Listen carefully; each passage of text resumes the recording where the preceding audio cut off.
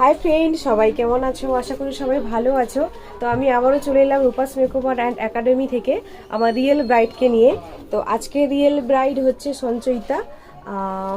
খুব তাড়াহুড়োর ভিতরে আছি কারণ অনেকটা টাইম হয়ে গেছে আর ওকে লেটেই ধরা হয়েছে। কারেন্টের প্রবলেম ছিল, তোমাদের আমি পুরো ভিডিওটা দেবো আজকে।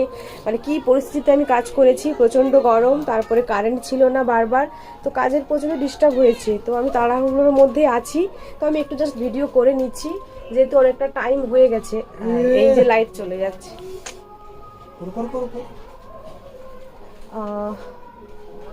সবাই দেখে জানিও কেমন হয়েছে ভিডিওটা, সরি মেকআপটা কেমন হয়েছে সবাই জানিও।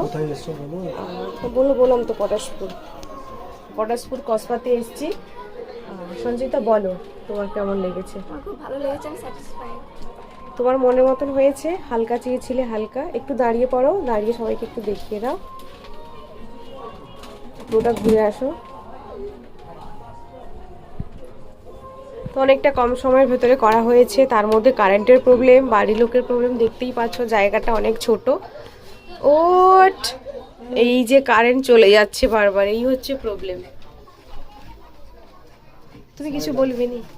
তো গাইস সবাইকে বলছি, তো আমরা রিয়েল কাজই মানে যেগুলো আছে অনেক সমস্যা থাকে। সঞ্চয়িতা একটু দাদা দিকে থাকো। তো যারা আমাদেরকে বুক করতে চাও, আমার কন্ট্যাক্ট নাম্বার আমার পেজে দেওয়া আছে, অথবা আমার স্ক্রিনে নাম্বার দেওয়া থাকবে, তোমরা কন্ট্যাক্ট করে নিতে হবে স্ক্রিনে নাম্বার নিয়ে।